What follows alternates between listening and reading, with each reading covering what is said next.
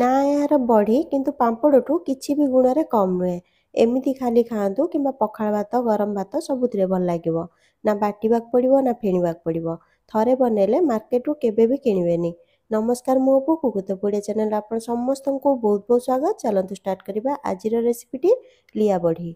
ପ୍ରଥମେ ଗୋଟେ ବୋଲରେ ନେଇଯିବା କିଛି ବଡ଼ ଦାନାବାଲା ଶାଗୁ, ଯେଉଁ ଶାଗୁ ଆମେ ଭିଜେଇକି ପଣା ବନେଇଥାନ୍ତି ସେଇ ଶାଗୁ।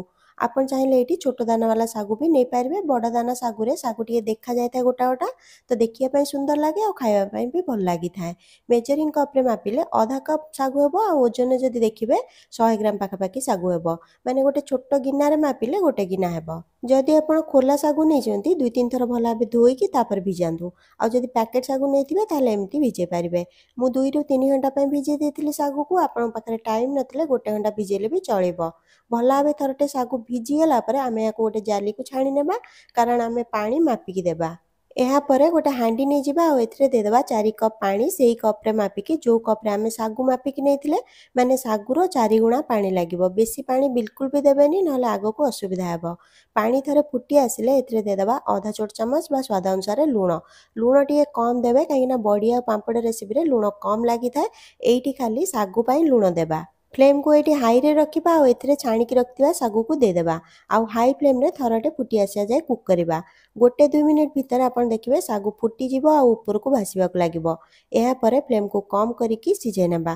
10ରୁ 15 ମିନିଟ୍ ପର୍ଯ୍ୟନ୍ତ ଆପଣଙ୍କୁ ଟାଇମ୍ ଲାଗିବ। ଫ୍ଲେମ୍କୁ ସେତିକିରେ ରଖିବା ଯେତିକିରେ କି ଧୀରେ ଧୀରେ ବଏଲ୍ ଆସୁଥିବ। ଏଥିରେ ଶାଗୁକୁ ଲଗାତାର ଗୋଳଉଥିବେ, ନହେଲେ ତଳୁ ଲାଗିଯିବ।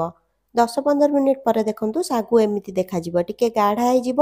କିଛି ଶାଗୁ ଖୋଲି ଯାଇଥିବ ଆଉ କିଛି ଶାଗୁ ଗୋଟା ଗୋଟା ଥିବ। ଏହାଠୁ ବେଶୀ ସିଝେଇବାନି।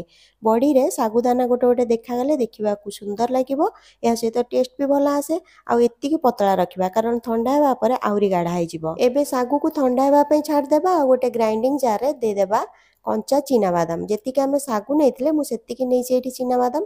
ମୁଁ ଅଧା କପ୍ ଶାଗୁ ନେଇଥିଲି ତ ଅଧା କପ୍ ଚିନାବାଦାମ ନେଇଛି। ଓଜନରେ ଦେଖିଲେ 100 ଗ୍ରାମ ପାଖାପାଖି ହେବ। ଆପଣ ଚାହିଁଲେ ଟିକେ କମ୍ ବେଶୀ ନେଇପାରିବେ।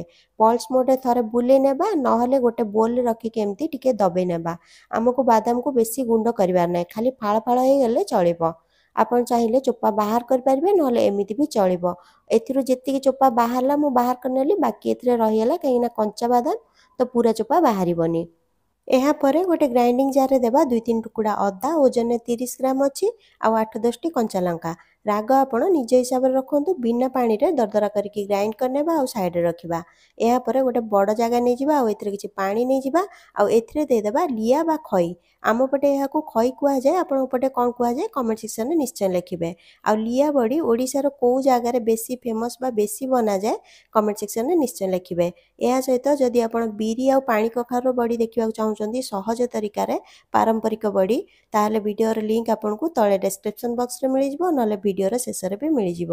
ଲିଆ ବା ଖଇରେ ଗୋଟେ ଗୋଟେ ଧାନ ରହିଯାଇଥାଏ।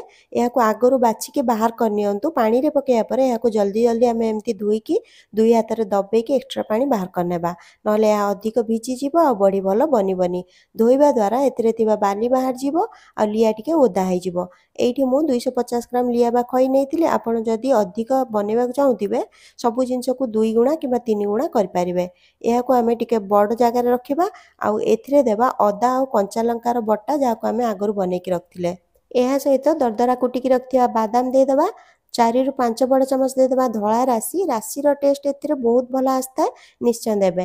ଏହା ସହିତ 2 ବଡ଼ ଚାମଚ ଦେବା ମଗଜ ମଞ୍ଜି ଆଉ 2 ବଡ଼ ଚାମଚ ଦେଇଦେବା ପାଣି କଖାରୁ ମଞ୍ଜି। ଏଇ ଦୁଇଟି ମଞ୍ଜି ଅପସନାଲ୍ ଅଛି, ନଦେଲେ ବି ଚଳିବ, ଦେଲେ କିନ୍ତୁ ବେଶୀ ଭଲ ଲାଗିଥାଏ। ଏହା ସହିତ ଦେବା ଗୋଟେ ବଡ଼ ଚାମଚ ଜିରା, ଗୋଟେ ବଡ଼ ଚାମଚ ପାନମଧୁରୀ, ଗୋଟେ ଛୋଟ ଚାମଚ ଜୁଆଣି ଆଉ ଗୋଟେ ଛୋଟ ଚାମଚ ଲୁଣ ବା ସ୍ୱାଦ ଅନୁସାରେ ଲୁଣ ଆପଣ ଦେଇପାରିବେ। ଲୁଣ ଆମେ ଶାଗୁରେ ବି ଦେଇଥିଲେ ମନେ ଥିବ। ଏଇଠି ଖାଲି ଆମେ ଲିଆ ପାଇଁ ଦେବା। ଏମିତି ବି ବଡ଼ି ପାମ୍ପଡ଼ ରେସିପିରେ ଲୁଣ କମ୍ ଲାଗେ, ଧ୍ୟାନ ରଖିବେ। ଆଉ ଏଥିରେ ଲଙ୍କାଗୁଣ୍ଡ ଦେବେନି, ବଡ଼ିର କଲର୍ ଭଲ ଆସିବନି। ଏବେ ଏହାକୁ ଚାମଚରେ ଭଲ ଭାବେ ମିଶାଇ ନେବା, କାରଣ ହାତରେ ମିଶାଇଲେ ଲିଆ ନରମ ଅଛି ତ ବେଶୀ ଘାଣ୍ଟି ହେଇଯିବ। ଏଥିରେ ଲିଆ ଗୋଟା ଗୋଟା ରହିଲେ ବେଶୀ ଭଲ ବନିବ। ଶାଗୁ ଦେଖନ୍ତୁ ଭଲ ଭାବେ ଥଣ୍ଡା ହେଇଗଲାଣି। ଏତିକି ଗାଢ଼ା ହେଇଯିବ ଥଣ୍ଡା ହେବା ପରେ। ଯଦି ଆପଣଙ୍କର ବେଶୀ ଗାଢ଼ା ହେଇଯାଇଥିବ ତାହେଲେ 1-2 ଚାମଚ ପାଣି ମିଶାଇକି ପ୍ରଥମେ ଘାଣ୍ଟି ନିଅନ୍ତୁ, ତାପରେ ଲିଆରେ ଦିଅନ୍ତୁ। ଏବେ ଏହାକୁ ଚାମଚରେ ଟିକେ ତେଲ ଲଗେଇକି ଗୋଳେଇ ନେବା କାରଣ ଶାଗୁ ଅଛି ତ ଚାମଚରେ ଲାଗିଯିବ, ଗୋଳେଇବାକୁ ଅସୁବିଧା ହେବ। ଏହାପରେ ଗୋଟେ ମୋଟା ପଲିଥିନ୍ ଉପରେ ତେଲ ଲଗେଇକି ଏକ୍ସଟ୍ରା ତେଲକୁ କପଡ଼ାରେ ପୋଛି ନେବା, କାହିଁକିନା ବେଶୀ ତେଲ ଏଥିରେ ଆମକୁ ଦରକାର ନାହିଁ, ହାଲକା ଟିକେ ଲାଗିଲେ ଚଳିବ। ଏହାପରେ ନେବା ଗୋଟେ ଡବାର କ୍ୟାପ୍ ଆଉ ଗୋଟେ ଛୋଟ କପଡ଼ା ଯେଉଁଟାକି ସଫା ଥିବ। କପଡ଼ାକୁ ଓଦା କରିନେବା ଭଲ ଭାବେ, ତାପରେ ଭଲ ଭାବେ ଚିପୁଡ଼ି ନେବା। ଆଉ ଭିଡ଼ିଓରେ ଯେମିତି ଦେଖାଯାଉଥିବ ଆପଣଙ୍କୁ ସେମିତି କ୍ୟାପ୍ ଉପରେ ଲଗେଇ ନେବା। ପ୍ରତିଥର ବଡ଼ି ବନେଇବା ପୂର୍ବରୁ ହାତକୁ ଓଦା କରିବା ଆଉ କ୍ୟାପ୍ରେ ଟିକେ ପାଣି ଲଗେଇ ନେବା। ହାଲକା ହାତରେ ଲିଆର ଗୁଳା ବନେଇବା ଆଉ ଭିଡ଼ିଓରେ ଯେମିତି ଦେଖାଯାଉଛି ସେମିତି ବନେଇ ନେବା। ବେଶୀ ମୋଟା କିମ୍ବା ପତଳା କରିବାନି, ମିଡ଼ିୟମ୍ ମୋଟା ରଖିବା, କାହିଁକିନା ଶୁଖିବା ପରେ ବଡ଼ି ଆମର ଆଉ ଟିକେ ପତଳା ହେଇଯିବ। ପାଣି ହାତ ହେଇକି ସାଇଡ଼କୁ ଭଲ ଭାବେ ସମାନ କରିନେବା, ତାହେଲେ ଗୋଟେ ସାଇଜ୍ର ବନିବ, ଦେଖିବା ପାଇଁ ସୁନ୍ଦର ଲାଗିବ। ଏହାପରେ ଏମିତି ଓଲଟା କଲେ ନିଜେ ବାହାରିଯିବ। ଯଦି ନ ବାହାରେ ଏମିତି ପିଠା ପାତିଆ ବା ଖଡ଼ିକା ଯାହା କହନ୍ତି ସେଇଥିରେ ବି ବାହାର କରିପାରିବେ। ପିଠା ପାତିଆକୁ ପାଣିରେ ପକେଇକି ରଖିବେ, ନହେଲେ ସେଥିରେ ଲାଗିଥିବା ଶାଗୁ ଶୁଖିଯିବ ତ ବଡ଼ି ବାହାର କରିବା ପାଇଁ ଅସୁବିଧା ହେବ। ଯଦି ଶାଗୁ ବେଶୀ ପତଳା ହେଇଯାଇଥିବ, ବଡ଼ି ବନେଇବାକୁ ଅସୁବିଧା ହେଉଥିବ, ଅଳ୍ପ ଶୁଖିଲା ଲିଆ ଗୋଳେଇକି 10 ମିନିଟ୍ ଛାଡ଼ିଦେବେ, ଠିକ୍ ହେଇଯିବ। ବଡ଼ିକୁ ଟାଣ ଖରାରେ ବନାନ୍ତୁ, କଳା ପଡ଼ିବନି। ଆଉ ଗୋଟେ ଦିନ ପରେ ପିଠା ପାତିଆରେ କିମ୍ବା ହାତରେ ଏମିତି ଓଲଟେଇ ନିଅନ୍ତୁ, ଜଲ୍ଦି ଶୁଖିଯିବ। 3-4 ଦିନ ଟାଣ ଖରାରେ ରଖିଲେ ରେଡ଼ି ହେଇଯିବ। ଆଉ ବେଶୀ ଦିନ ଷ୍ଟୋର୍ କରିବାକୁ ଚାହୁଁଥିଲେ ମାସରେ ଥରେ ଏହାକୁ ଖରାରେ ନିଶ୍ଚୟ ରଖନ୍ତୁ ଆଉ ଭଲ ଭାବେ ଥଣ୍ଡା କରିକି ଏୟାରଟାଇଟ୍ ଜାର୍ରେ ରଖନ୍ତୁ। ବଡ଼ିକୁ ବେଶୀ କ୍ରିସ୍ପି କରିକି ଛାଣିବା ପାଇଁ ମିଡ଼ିୟମ୍ ଗରମ ତେଲରେ ମିଡ଼ିୟମ୍ ଫ୍ଲେମ୍ରେ ଛାଣନ୍ତୁ। ବେଶୀ ଫ୍ଲେମ୍ରେ ଛାଣିଲେ ଭିତରୁ କଞ୍ଚା ରହିଯିବ ଆଉ କମ୍ ଫ୍ଲେମ୍ରେ ଛାଣିଲେ ବେଶୀ ତେଲ ଶୋକ୍ କରିବ। ରେସିପିଟି ଥରେ ଟ୍ରାଏ କରନ୍ତୁ, ନିଜର ମତାମତ ଦେବାକୁ ଅନୁରୋଧ ରହିଲା। ଲାଇକ୍ ସେୟାର କରିବାକୁ ଭୁଲିବେନି। ପୁଣି ଦେଖା ହେବ ଆଉ ଗୋଟେ ନୂଆ ରେସିପିରେ। ସେ ପର୍ଯ୍ୟନ୍ତ ଖୁସି ରୁହନ୍ତୁ, ହେଲ୍ଦି ରୁହନ୍ତୁ ଆଉ ସେଫ୍ ରୁହନ୍ତୁ।